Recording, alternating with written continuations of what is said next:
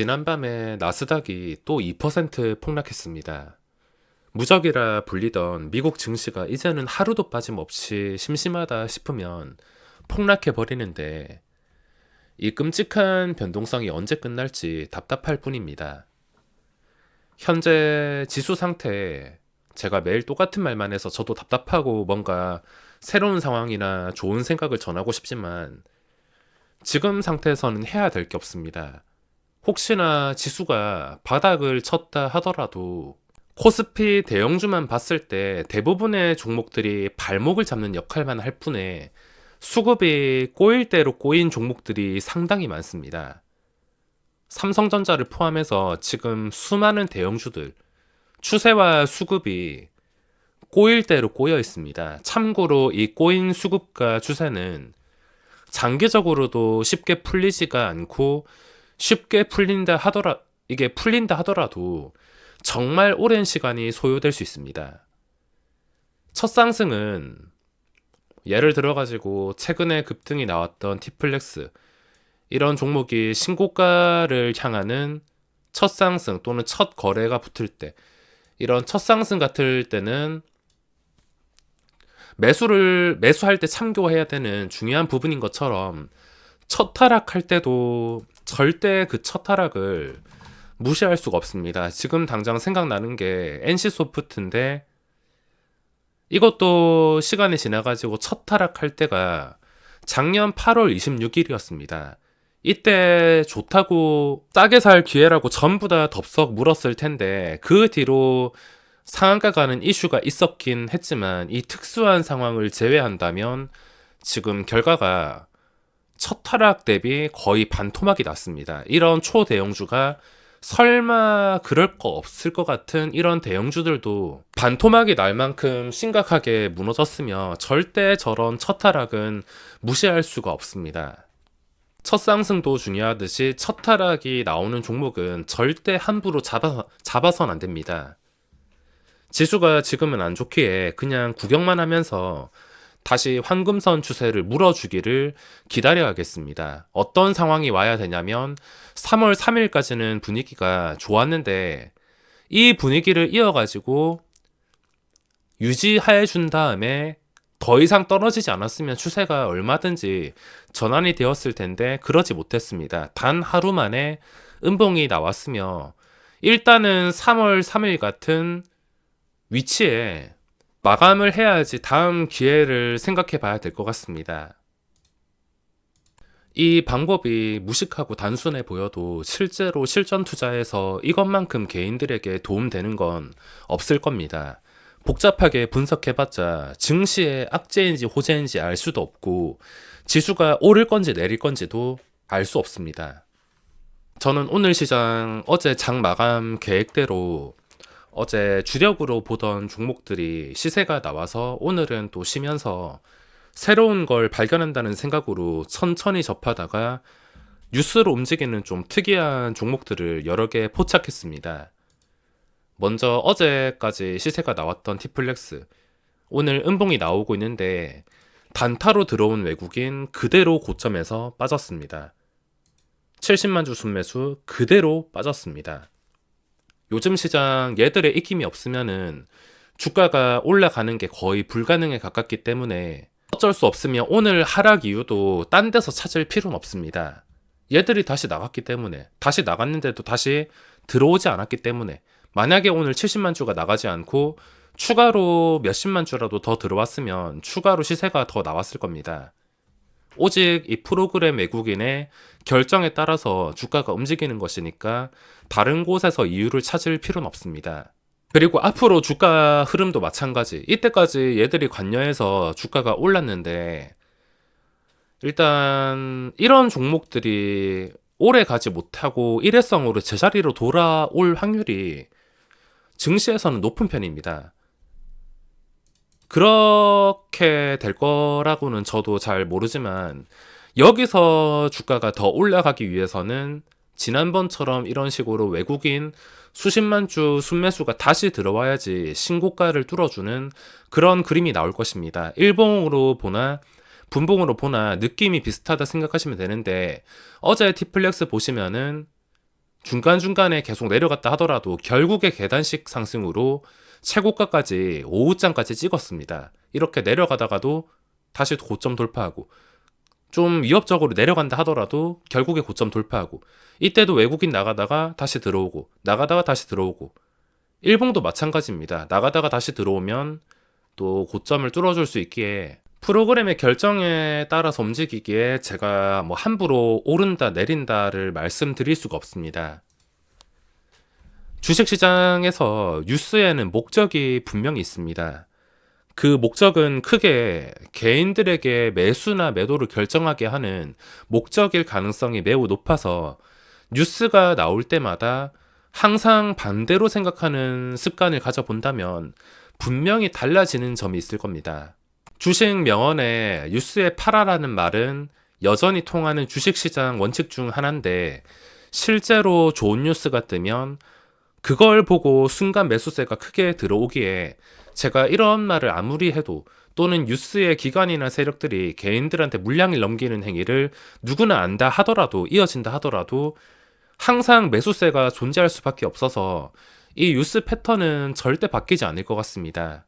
자, 지금 AT 세미콘이란 종목이 연속 4일 동안 상한가를 기록하고 있는데, 이걸 보니까 예전에 세미시스코, 에디슨 EV가 생각날 수밖에 없습니다. 이 종목도 정말 말도 안 되게 대단했었는데, 결과로는 고점에서 물린 사람들만 반토막 이상이 났습니다.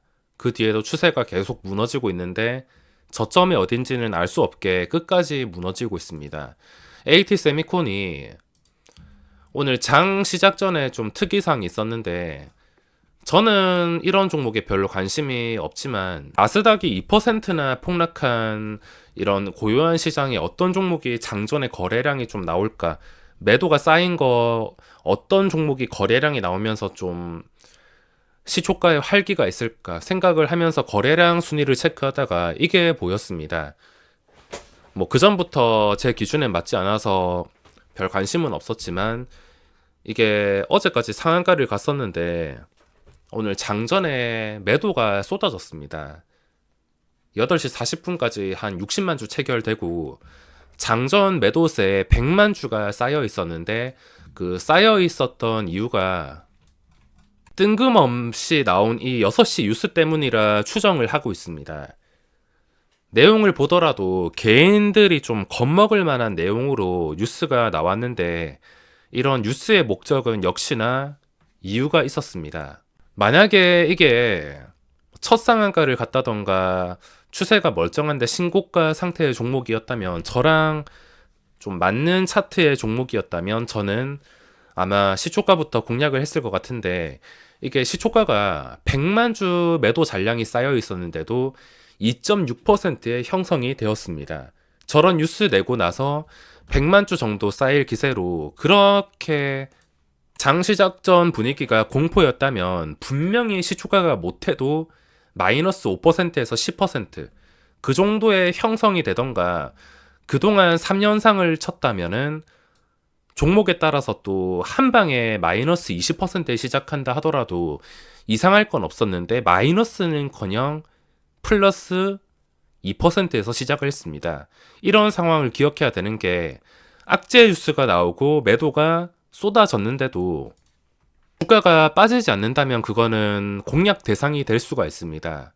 그 뉴스의 목적은 순진한 개인들을 털어내기 위한 목적이었을 수가 있기 때문에, 복잡한 거 다 필요 없이 매도가 크게 나오면서 악재인 것 같다 싶을 때 주가가 안 빠진다면 그때는 공략을 생각해 볼 수 있을 것 같으며, 혹시나 이런 비슷한 상황이 다음에도 장전에 나오거나 아니면 장중에 일부러 좀 까내리는 듯한 그런 뉴스가 나온다면 참고했을 때 재미 좀 볼 수 있지 않을까 생각을 하고 있습니다.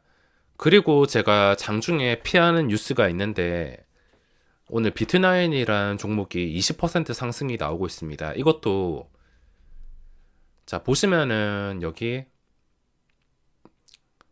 1시 55분, 2시 2분, 저는 뉴스에 세계 최초, 그리고 저 뒤에 유일, 저런 단어가 붙으면 일단은 거르는 편입니다. 유일하고 세계 최초의 종목이 개인들한테 쉽게 기회를 줄 이유가 없습니다. 저런 게 뜨면은 거의 대부분 뉴스로 인해서 해먹고 나간다는 뜻이 될 수가 있어서 주의를 해야 됩니다. 실제로 저런 뉴스를 띄운 다음에 주가가 고점 대비 10%나 순식간에 폭락이 나왔습니다. 지금 오른 이유도 보면은